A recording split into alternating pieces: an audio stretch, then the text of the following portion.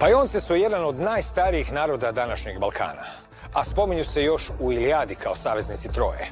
Pejonci, paonci, pajoni, paoni, kako god ih se zvalo, prikazivani su kao strelci s krivim lukovima, snažni ratnici koji su pratili Aleksandra Makedonskog sve do Indije kao njegova laka konjica. Neki smatraju Pejonce kolonistima Frigijaca ili Brižana, drugih pak smatraju samostalnim osnivačima svoje države.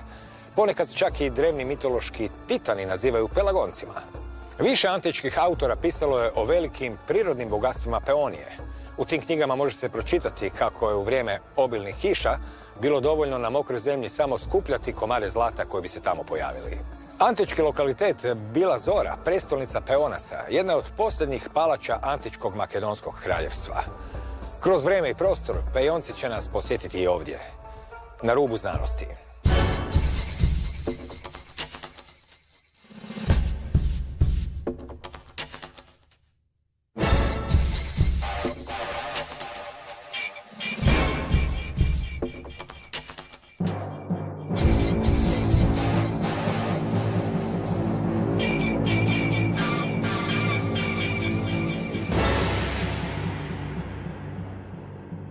Dobro večer. Nikola Restevski je magistar marketing menadžmenta, publicist, producent, autor knjiga Ogledalo duše, Mistična Makedonija, povijest marketinga i marketinške misli, Imaginarija, ali i raznih zbornika vezanih uz neke lokalne teme koje se dodiruju i sa arheologijom. Dobro večer. Dobro večer. Eto, danas ćemo pričati o jednom zapravo narodu koji spada u one narode koje je to povijest manje zapamtila.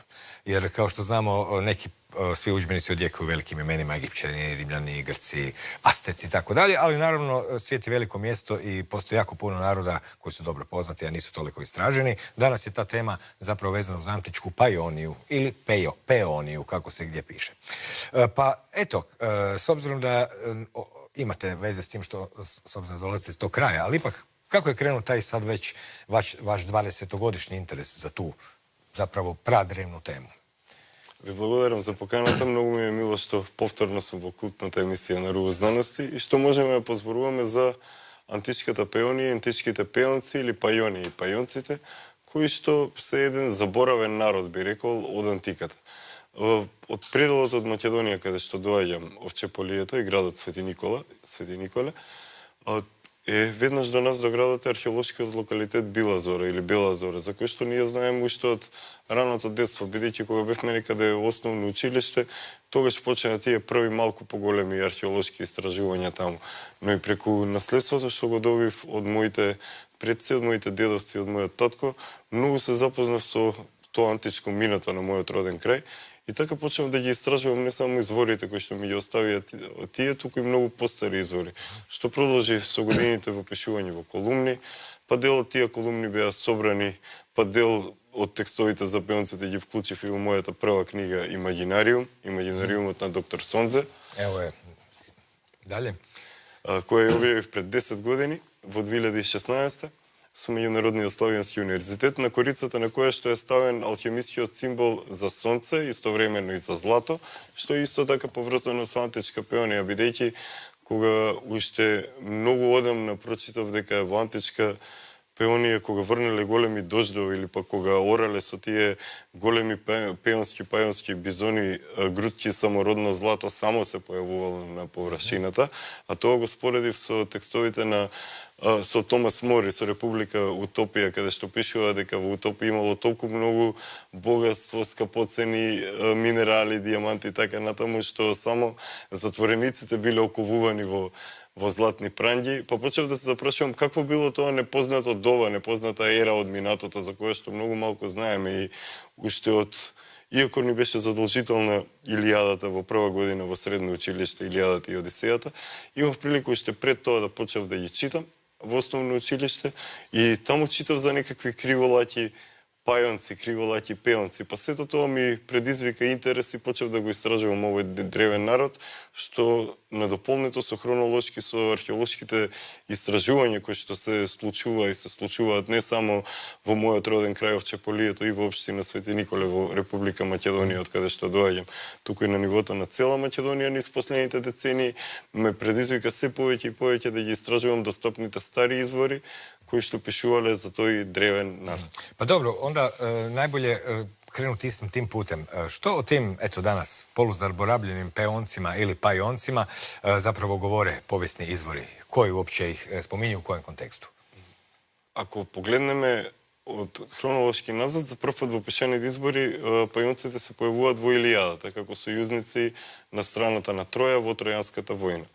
Во списокот од сите оние војни против кои што се борел Ахил, пример, има во тој список се наведени и пеонците. Значи, кога ја читаме Илијадата, дознаваме за нивните лични имења, дознаваме за тоа од каде потекнуваат, дознаваме за тоа дека имало два одреди. Еден одред бил со криви лакови и стрели, а друг одред бил според битката на водачот Астеропај со Ахил, дека биле вооружени со копја, односно користеле две копја во исто време во битката, па колкава физичка сила би требало во тоа време за човек да може, па и денес за човек да може да ракува и да исфрла две копија истовремено со неговите две раце.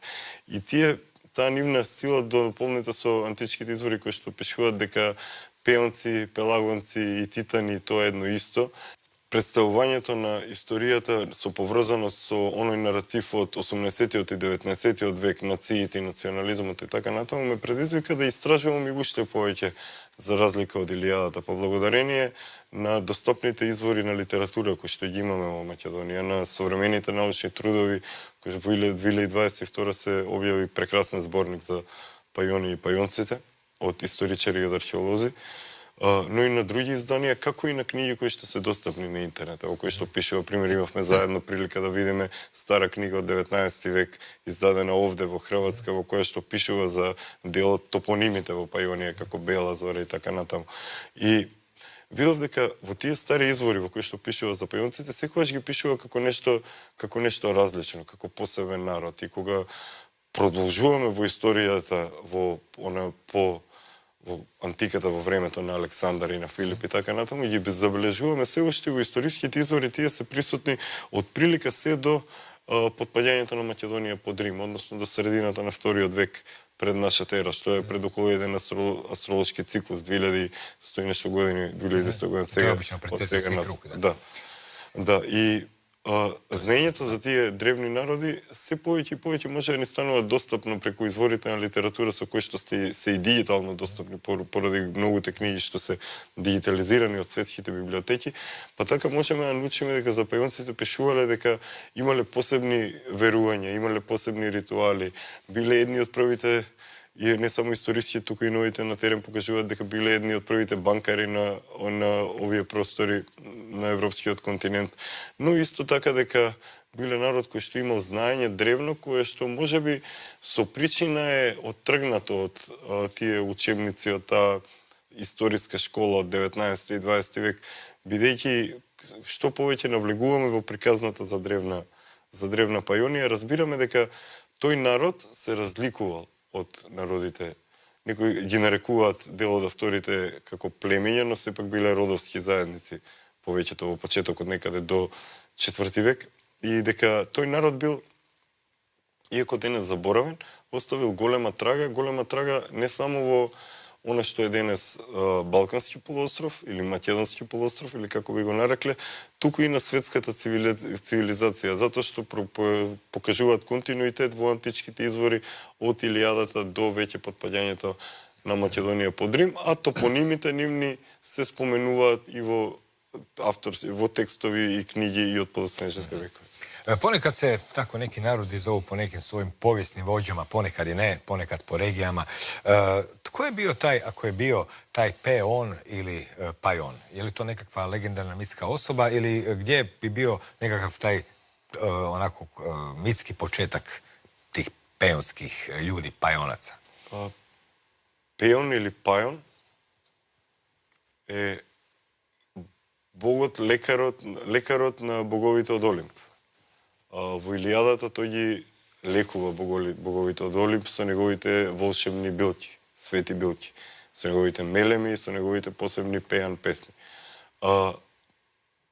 Сепак е представен Пеон како син на Ендимион во некои други нели митовите во зависност од времето кога се прераскажувале тие стари книги, кога се пишувани, објавувани книги, најчесто се објавувани, а тоа го забележуваме уште од време на Рим, бидејќи Рим бил прв што препишува тие антички извори и ги става за широка употреба, од која што ние како цивилизација најмногу црпиме денес, забележуваме дека се представува и како, па затоа митовите се пишуваат на начини на кој што одговара во постоечкиот контекст во кој што се објавуваат тие стари книги. Така некаде е представен Пеон како син на Ендимион и на Селена, на месечината. Дека биле тројца браќа, од кои што еден отишол и ја направил Пеонија, но постојат и други митови, толкување на потеклото на Пеон како лик или како боже, како некој полубог или како бог од некој пантеон. Но она што го забележуваме дека Пеон е всушност синоним за Асклепи, дека пред да се нарекува Асклепи, лекарот на боговите, и оној што лекува, дека претходно се нарекувал Пеон. Пеон бил лекарот на боговите од Олимп. Пеон бил оној кој што ги во време на Тројанската војна ранетите тие од што се бореле на двете страни, тој ги лекува со неговите волшебни билки и всушност по Пеон е наречен дури латински името на Божур, на Паионија официналис на цветот, кој што има исто така волшебни магиски својства во античките извори и литература. И забележуваме во делот античките извори дека не само за златото што го спомнавме, што излегувало на површина во Пеонија, туку и дека имало многу свети билки што се пак поврзува со Пеон, лекарот на боговите Олимпи, земјата Пеонија, каде што се живеело во изобилство во некакво дамнешно време. Што се тиче тог самог народа, јесу ли они имали некакве специфичности, кад су веќе извори писали о нима, што су написали? Ето, јесу ли били ратници, астрономи, сточари, градители, јесу ли остали запамćени као позитивни у повести или су некоме ставили на жулј? Што кажу повесни извори о ниховом, да тако кажемо, начину живота? Нели сепак зависи кој дел од изворите, историските извори ги читаме и кој го толкувал тоа. И така можеме да забележиме дека ако читаме на што е најстаро достапно, пример 2 века пред Филип и Александар, кога персиците дошле, направиле инвазија во овој дел на денешниот европски континент. Имаат извори кои што сведочат дека кога персиците ги виделе пеонските жени колку се силни, како држат дете во едната рака и носат стомна на главата, и виделе со какви занаети се занимаваат и тие мажите, решиле да еден куп народ од овие простори да ги однесат во Азија, односно да колонизираат тамошни простори со народот тука.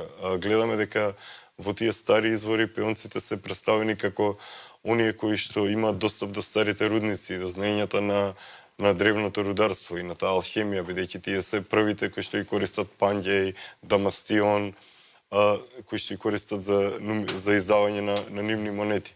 Така може да се проследи и имињата на одредени пајански владетели според монетите, но и во самата Илијада и во други историски извори. Подоцна ги забележуваме и нивните лични имиња, ги забележуваме имињата на нивните градови, забележуваме имиња на нивните топоними, како реките што биле многу важни во Паионија, бидејќи Астеропај, например, во битката со Ахил кажува дека е син на Пелагон, денешна Пелагонија во Македонија, и е внук на Акси. Акси е реката Вардар.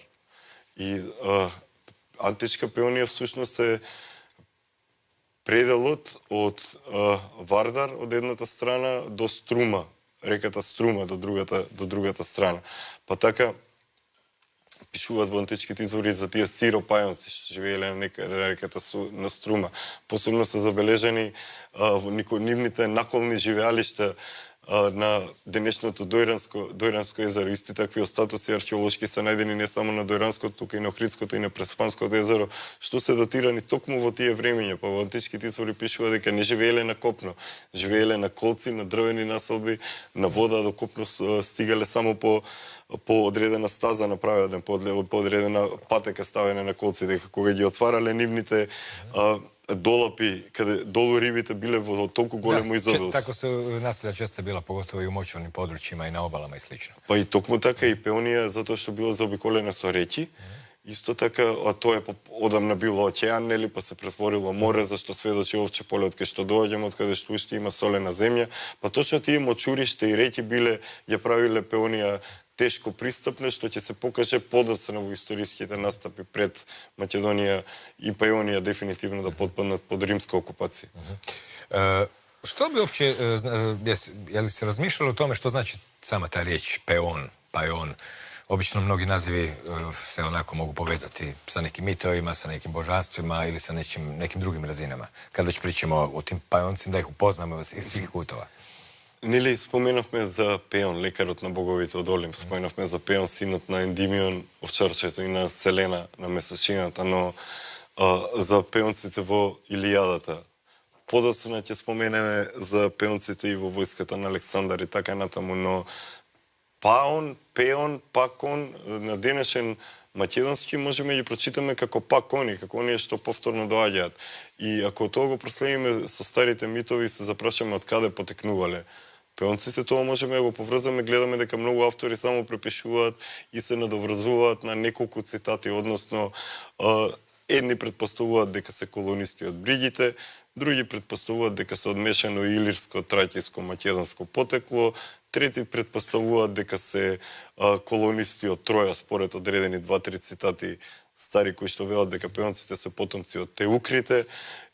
Но паони, тоа може да се чита и како паон, пеон, пеан. И во антиката гледаме дека пеан, што се повлекува и до Ренесансата и така натаму, дека е тоа посебна песна, посебна химна која се пее за победа, која се пее за инвокација, која се пее за прослава и која се пее за кога треба да се случи одреден важен настан. Дури и за важни луѓе имало пејани. А што е тоа ако не е испејано на денешниот македонски? Другим тој били у тој интерпретација они кои пјевају.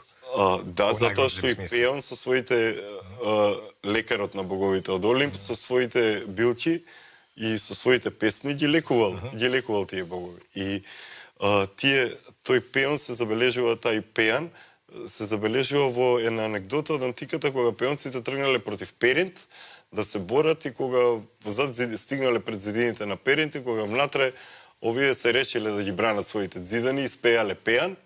Пеонците го сватиле тоа всушност како знак за нив, бидејќи тие биле едни од постарите кои што ги практикувале тие стари ритуали, нели, кога читаме антиката, дури Демостен пишувал за нив подоцна и така натаму, гледаме дека што повеќе на север одиме од она што ни се представува како античка цивилизација, дека демек биле некакви поголеми варвари, а колку одиме во овие извори, гледаме дека тоа е всушност едно пошироко знаење што се разликува од таа модерна, класична мисла и наратив, па така разбираме дека пеан е всушност спомен од стара Пеонија, дека тоа е несомнено поврзано и со пеон, што е синоним, како што кажавме, на подоцна склепи, односно на лечење. Kad već pričate o tim specifičnostima, je li se iz tih zapisa, koliko oni mogu biti iz druge ruke, ako netko piše o nekome, onda znači da nije on sam taj, pa možda ne zna sve. Ali kako bi se mogla nekako predstaviti ta peonska mitologija? Jer, mada eto, možda nije to tako poznato ime, kad čovjek kad uđe u neku temu, naći će dosta knjiga gdje su se ljudi već dosta godina bavili tom drevnom zapravo kulturom. Pa kako su oni na neki način gledali svijet, ako se to može rekonstruirati? Kojem su tipu vjerovanja, da tako kažem, pripadali? Многу убаво кажавте дека најчесто историските извори е кога некој пишувал за некој друг. Многу ретко имаме некој да пишувал за сам себе, па тоа да останало. Тоа е примерот за конкретниот со пајонците, примерот за нивното верување во Дионис. Античките автори пишуваат дека тие верувале во некој собствен култ, посебен, постар, прото, архетипски култ на Дионис, поврзан со нивниот, за кој што Аристотел споменува еден огромен бик, Монапос, што живеел во Пајонија, на чиј грб можеле да седнат 6-7 луѓе, бил многу голем, едва го скратувале за орање на земјата и така натаму. И гледаме во нивната митологија дека нивниот Дионис, автори велат дека бил Диалос, дека имале посебно верување за Дионис, дека нивните дионизички мистерии биле уште помистериозни од оние на кабирите од Самотраки и на античките македонци, дека нивните пајонските верувања се различни од оние на олимпискиот пантеон, бидејќи прецесиите нивни биле со носење на сончев диск, на златен круп на стап, така се носеле напред процесиите пајански. А што е тоа ако не е обожување директно на сонцето, на Аполон и на златото кое што било изобилство во Пајонија. Па така и овој символ што го споменавме на почетокот од книгата Имагинариумот на доктор Сонзе, символот за злато, односно сонце истовремено во алхемијата. Исто така можеме како жик да го видиме на делот движните и недвижни наоди во Пајонија, заедно и со други символи кои се провлекуваат во антиката некои многу подосра. И нивната митологија покажува дека и за нивните верувања кон Афродита, покажува за нивните ритуали, кои што, барем според изворите, можеме да забележиме дека според нивните ритуали биле различни на оно што е општо прифатено и е прашање дали било хеленски свет, воопшто хеленска цивилизација, бидејќи треба да разграничиме кога зборуваме, пример, за 4 век пред нашата ера и она што се верува дека Александар ширел хеленизам некаде до Индија и така натаму, тоа сепак некои автори, не сега туку и постари, го нарекуваат и како македонизам, туку потполно различно толкување на нештата и на тој општо прифатен наратив. И така забележуваме дека овие пајонци, пајони, си имале посебни верувања кои што ги одделувале од она што денес го знаеме најмногу и е најпозната како антички свет, но и дека со нивните знаења за рударство, за металургија, бидејќи биле едни од првите што ги користеле тие природни ресурси на Панѓа и на Дамастион, на славните антички рудници, во кои што се ковале монети, дека сепак оставиле трага, бидејќи имале знаење, а тоа знаење е секако поврзано со старите времења. И во нивната некои автори ги поврзуваат дури и со пелазите, но тоа е прашање на сосема некоја друга посебна емисија. Она што може да се би рекол и заклучи е дека станува збор за народ кој што е посебен, народ кој што не е мешавина од ништо, кој што подоцна се претопува во македонскиот супстрат како дел од македонската империја.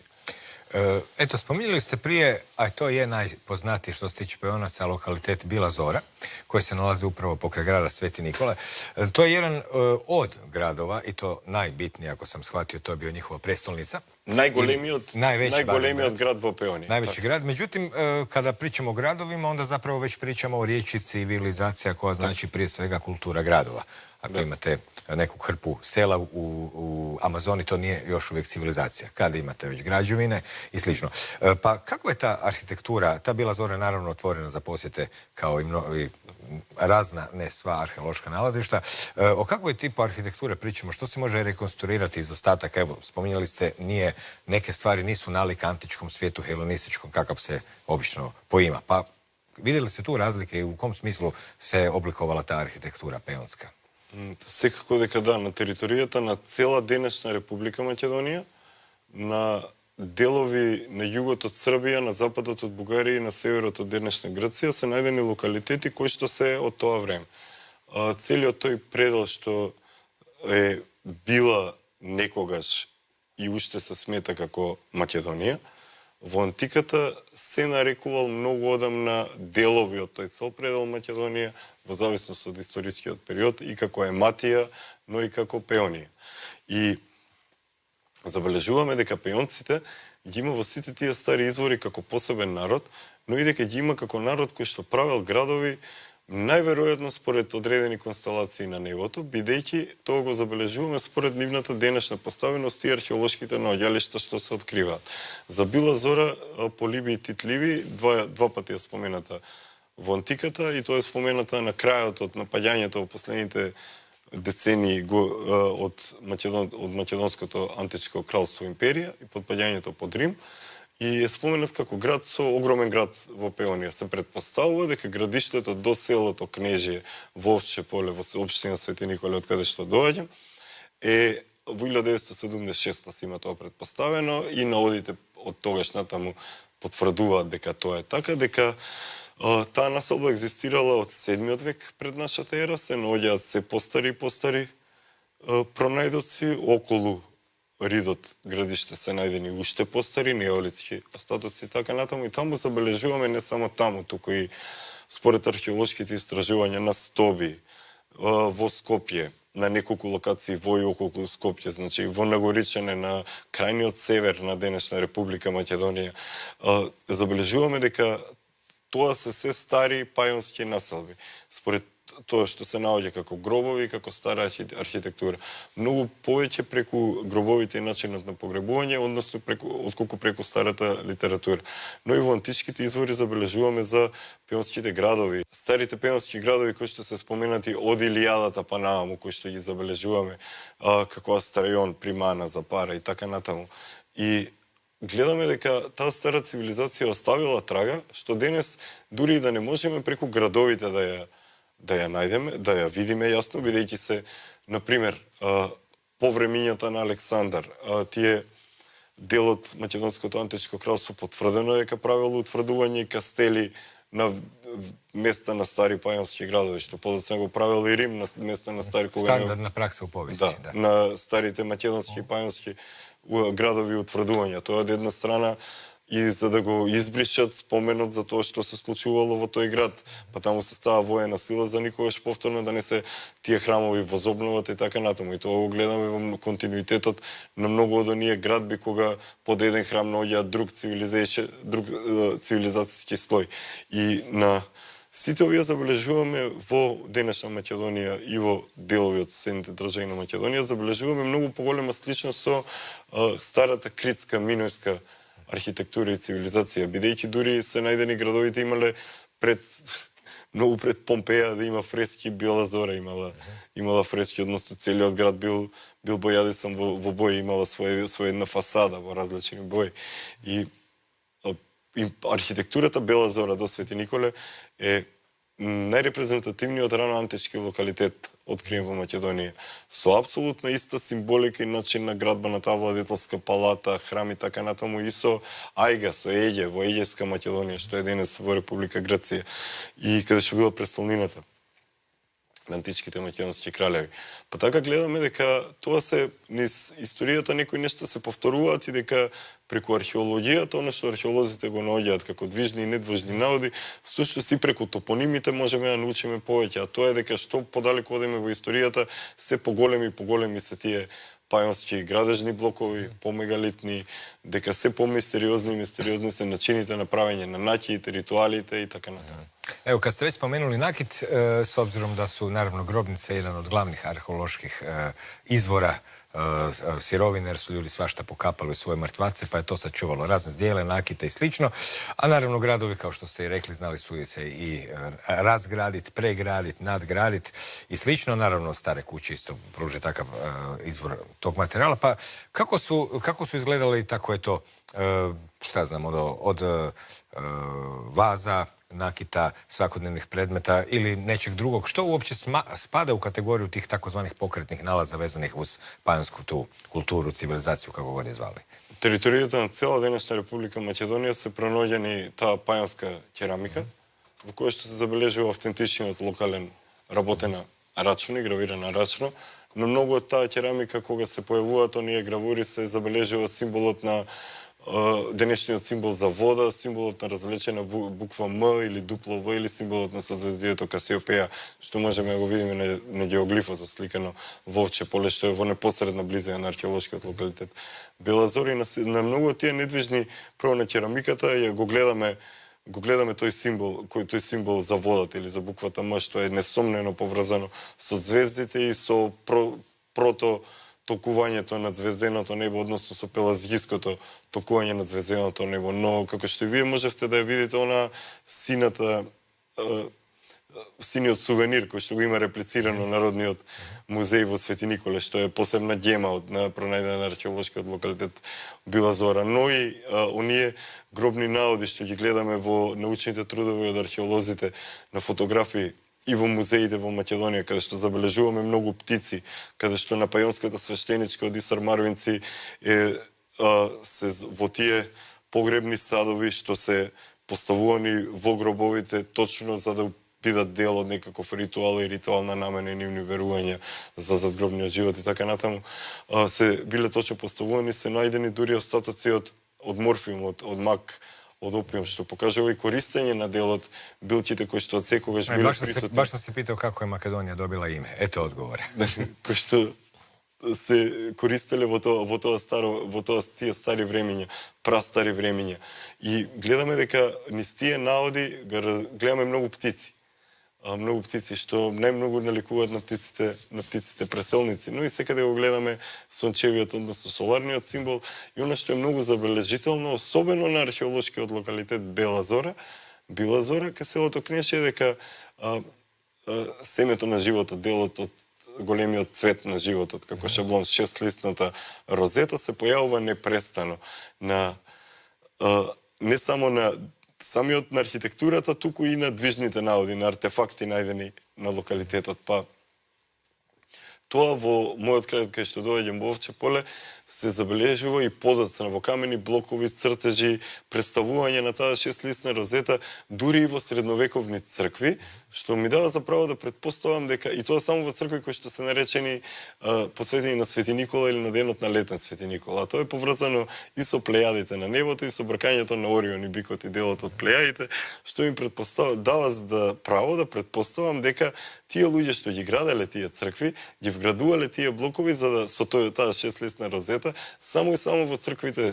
посветени на Свети Никола на денот негов во декември и во мај на пренесувањето на неговите мошти, за да некоја генерација подоцна го дознае тоа и го види го воочи продолжителноста на тој символ, бидејќи тој символ се појавува на секаде низ светот, низ археолошки локалитети, овде е многу концентриран во мал простор, каде што некогаш било кралството на независните пајонци, како што љубат да речат археолозите.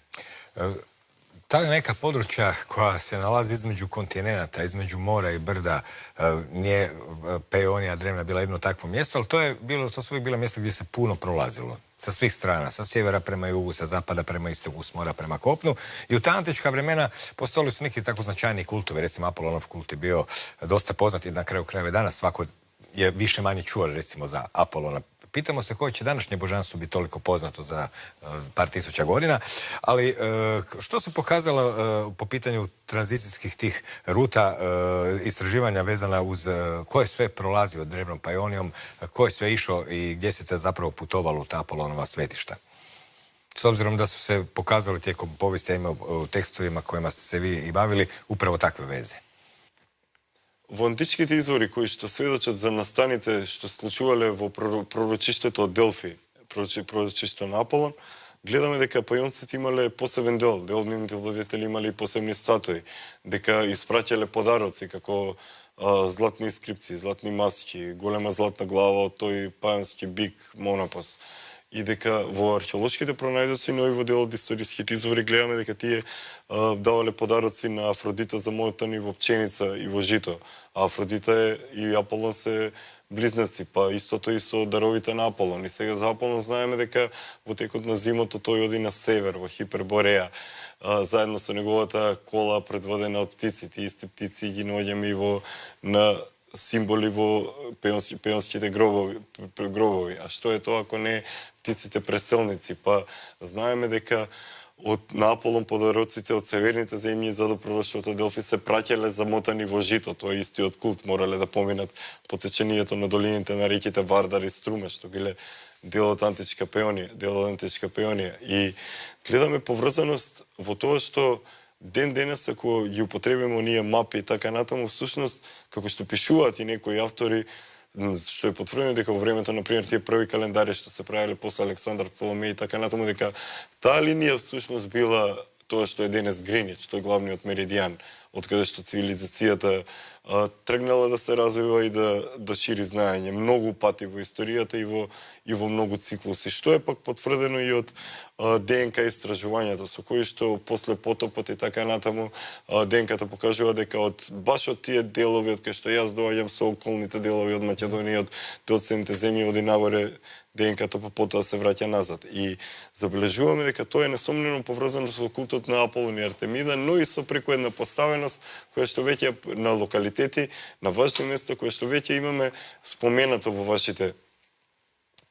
претходните емисии на Рубо знаност. А тоа е дека многумина од гледачите знаат дека геоглифот во Овче поле заедно со Кочино на север и со Алшар на југ, се во една линија. Но ако погледнеме подетално на таа линија, на тој 27,9 на исток, ако погледнеме подетално на таа линија 22, ќе забележиме дека и други локации во Македонија, например Цоцев камен, редени камења, Ѓалски ѕид во Овче поле, Стоби и така натаму и други, што е предизвик за оние истражувачи да ги пронајдат се точно на таа линија. Но што ако тргнеме нагоре, ќе поминеме некаде околу Лепенски вир, ќе поминеме низ Полска, низ најстарото наоѓалиште од железно време, па ќе стигнеме некаде до историскиот центар на Финска, од каде што истекува реката Аура. Што е тоа ако не Хипербореја, од каде што по реките, по теченијата на реките се праќале тие подароци за Аполон долу на југ. И сега ако одиме надолу ќе видиме дека во денешна Грција постои едно светилиште, храм на Аполон друг, различен од овој Делфи, што е поставен точно север-југ. И за да биде мистеријата уште поголема на север од денешна Африка, во таа линија постои град Аполонија. Неверојатно. Тоа иначе тим такозваним, неки их зову лејланијама, но ко зна какви се тоа геометриске црте, али занимљиво у кој мери су многа стара градови светишта смештени на истој црти, па ето и ово е занимљиво од Африке до Финска скоро. И ова несомнено го поврзувам со некакво протогледање на небесното небо и некои автори како Роберт Грейвс што пришуваат дека тоа пелазијско небо е всушност значи друг начин на гледање, а тоа го забележуваме во македонските она народна етноастрономија поточно. И кога запишувале научниците на крајот од минатиот и на почетокот од овој век како низ целата македонски се нарекуваат одредени соцзвезди, гледаме многу поврзано со како многу истражувачи светски ги толкуваат тие стари пелазијски именувања на соцзвездијата и така натаму. Да не забораваме да споменеме дека дури во претходно не споменеме дека дури во линеарните Б таблици од Крит е најдено Пајовон, Пајон, дури од таму запишувам што ни уште дава тежина дека ние тој древен народ поради нивните имиња, поради оваа линија што ја кажавме северната линијата Лејлајн очигледен, и преку нивните имиња како што се Астеропај што го споменавме, Бела Зора што ја споменавме, Астрај, Астрајон и така натаму и многу други. Да се некаква звездана имена. Да, тие се цело време верувале дека, најверојатно верувале дека потекнуваат од звездите, затоа што, како што кажавме, ако потекнувале од реките, потекнувале и од звездите. Тоа е тоа елементал старо верување на тие стари народи. А што е тоа ако не и митот за пелазгите и митот за старите народи, бидејќи и кај пелазгите се поврзани несомнено како и со Аполон или Хипербореја, Јасен и аргонаутите, се несомнено поврзани со птиците преселници, бидејќи луѓето штркови, пелазгите се секогаш се враќаат после било колку време таму каде што живеат и тие се како штрковите се грижат за своите највозрастни и затоа пелазгите се, што споменавме во претходната емисија прича кога гледало душе со оној мит за легенда за Марко Цепенков во Македонија за силен штркот. Тоа е една стара порака за пелазгите и за пелазгискиот народ. Па така низ гледањето за пеонците и во што тие верувале, како верувале, во тие дарови на Афродита и во патот на Аполон, и кој ќе ги видиме оваа линија, која ќе ја видиме север-југ, несомнено е дека постои нешто многу поголемо од тоа што ние денес како цивилизација и како генерација можеме да го поимаме, да го спознаеме, да го созерцаме, а камоли да имаме можност вербално да го искомуницираме за да биде разбрано. Данас чак ни не видимо звездано небо, а камоли да bismo се одважили радити одраже звездаnog неба на тлу, што се у разним традицијама на разне начине у повести граđevinskih pothvata je radilo. Dobro, na kraju, sad eto pričali smo o gradovima pa o nalazima. Tko zna kako je bio tada političko poimanje svijeta, ali nisam baš dobro shvatio ili ta zemlja drevna Pajonija, ona bila nekakvo ikad neko nezavisno kraljevstvo ili ona bila dio nekakvih carstava. U kom smislu je ona tako politički, kakvo je bio politički status? Историски историчарите ги гледаат преку монетите, нели? Преку историските извори. Пеонците ги забележуваме во многу стари историски извори по Илијата, за тоа кога дошле персиците овде и така натаму. Подоцна ги забележуваме дури и во коалиција против античка Македонија, заедно со Илирија и со Тракија, што кажува дека биле посебен народ. Но ги забележуваме и како верни сојузници на Македонија, особено во походот и светиот поход на Александар Македонски како значаен дел од неговата фаланга. Тоа независно кралство на пајонците екзистирало многу векови, бидејќи повеќе родовски заедници, два пати имало пајонон коинон, здружување на тие родовски заедници, на тие мали кралства и кнежевства, но ги забележуваме како се забележуваат особено во пределот на Овчеполието и археолозите и историчарите во Македонија. Тоа веќе го имаат јасно потврдено во многу научни трудови, дека во еден период тие биле посебно независно кралство. И многу е пред Филип да тргне да го стабилизира и обединува кралството со тие стари родовски заедници и племиња, кога ја средил ситуацијата со пајонците, потоа ги забележуваме од агријаните, дел исто како дел од пајонскиот народ, ги забележуваме и нив како верни сојузници на Македонија, Македонското кралство и Македонската фаланга. Па така биле дел од фалангата на Александар предводени од Аристон. Аристон се во битката кај Гавгамела има една случка во повеќе извори запишена кога Аристон убива еден од персиците, му ја сече главата, ја носи пред Александар и се ја парафразирам, му вели царе, дали сега ќе ми подариш златна чаша како што нашите стари го правеа тоа.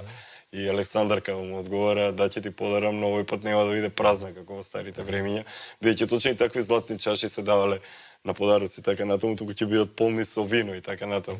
Да не забораваме дека во античките извори нели пишуваат дека градовите држави во хеленскиот свет не можеле да ги разберат барбарите што пиеле чисто и силно вино помешано со билки, а они доле го разредувале виното со вода, па го пиле. Па нели тоа го пишуваат за античките македонци, а за античките пајонци пишуваат дека правеле посебен вид на пиво, што е потврдено и со археолошки пронајдоци, остатоци и така натаму, особено од Била Зора.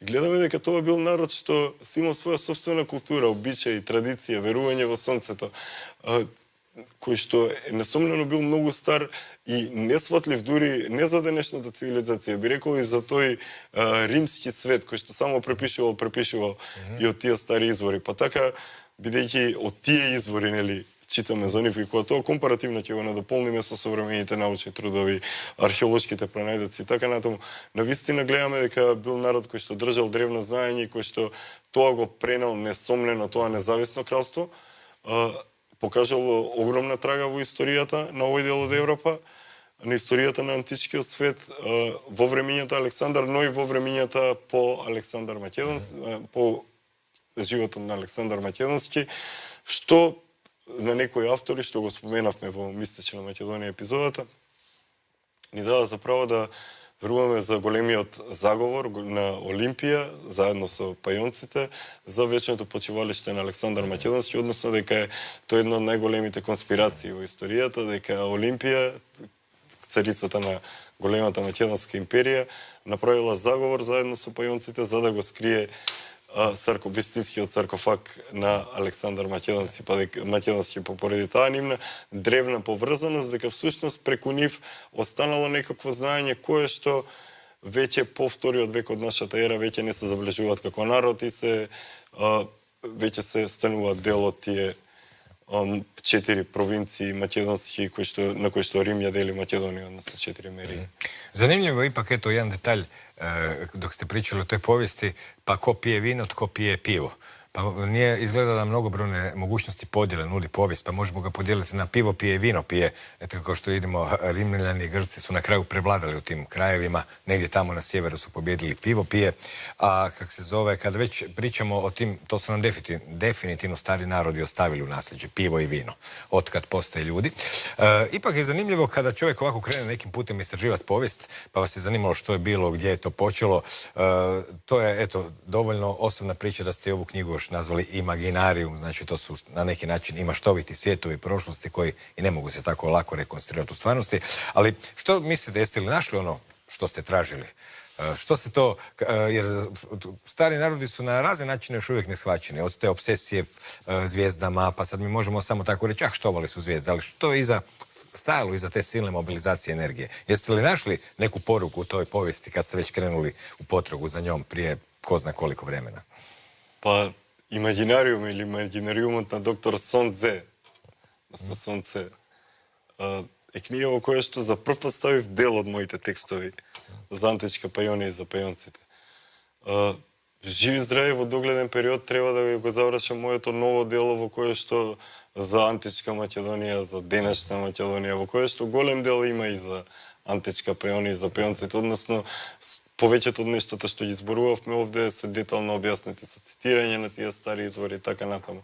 Но постојаното истражување на темава ми овозможи да научам дека колку повеќе одиме во минатото, нели се повеќе е непознато и непознато, но дека се повторуваат одредени патерни, одредени шаблони и дека ако пристапиме кон историјата на вистина како сторија, како приказна и го додадеме својот личен наратив преку почитување на тие стари цивилизации што живееле на просторите каде што сме родени, живееме, од каде што потекнувале нашите предци и така натаму, дека се повеќе и повеќе можеме да научиме за себе себе, не некое духовно, new age, енергетско или анти-естаблишмент, како и да е толкување туку.